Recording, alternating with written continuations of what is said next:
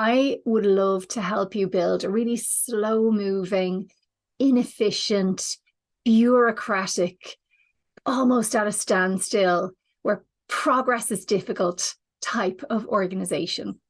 Said no one ever. And yet, when we look around, so many organizations are exactly that. Nobody does it on purpose. It happens by accident. It happens almost like the lime scale on a kettle. It just builds and builds and builds until eventually the kettle just grinds to a halt and isn't going to boil anymore.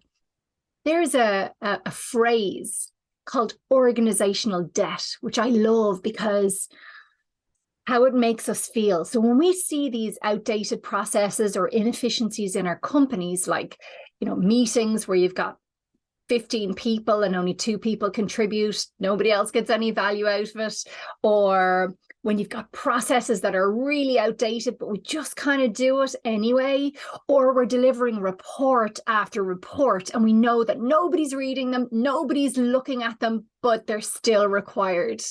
That is organizational debt, that build up.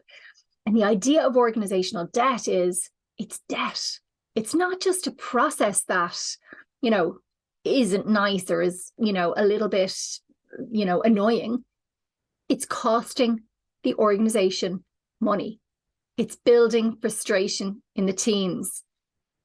And we've got to be constantly vigilant and looking out for organizational debt so that we can aim to reduce it, reduce bureaucracy, ensure that there's efficiency built into the organization. And we've got to be really intentional about that, because when we're not intentional, it happens automatically and for the best intentions in the world. Some of the reasons, why we build organizational debt, it can be processes at a given time, and then another process is built on top of that, and we don't quite know how to unpick the first one, so we just kind of pile it on top till eventually it becomes at a standstill.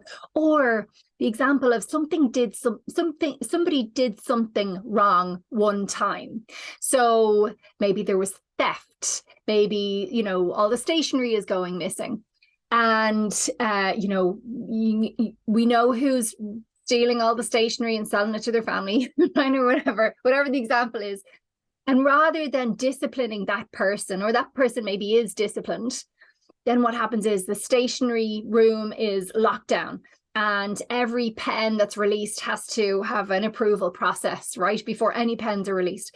And so suddenly you start building this huge process that everybody ends up spending time on. And remember, that time has a cost attached to it, because it's not just the pens that went missing, so the few £100 of stationery that went missing, you're now building that thousands and thousands of euro or dollar process to mitigate that risk of theft that happened this one time, or that has this much lower cost. You've got to be looking at the risk and reward, and not creating a massive process or even a small process to start with to mitigate a relatively small risk. And the risk of that happening again is even smaller. So the tweak for this week is for you to look out in your environment. Where do you see organizational debt?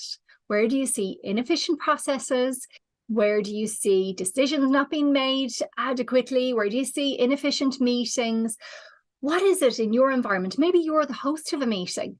Maybe this is a meeting that's, gone on for years. And, one time we invited Johnny from accounts, and another time because we needed him there, and we invited Angela from marketing, but they just never came off the invite. And, maybe it's good for them to know, step back. Who really needs to be in that meeting? Do we really need that meeting at all? Who's going to really benefit from it?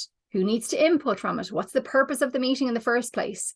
If you've got responsibility for that meeting, look into yourself and think, how do I redesign this meeting so that it's more efficient? And that goes for everything. Processes that you're involved in, decisions that you're involved in making. Maybe you are saying to somebody, I want to be on the approval process for that.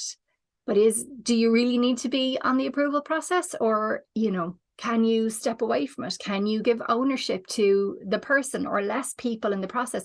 How can you reduce the administrative burden and the organizational debt so that we can lower frustration, we can increase productivity, we can increase efficiencies, and we can all get so much more done and feel more fulfilled with our work?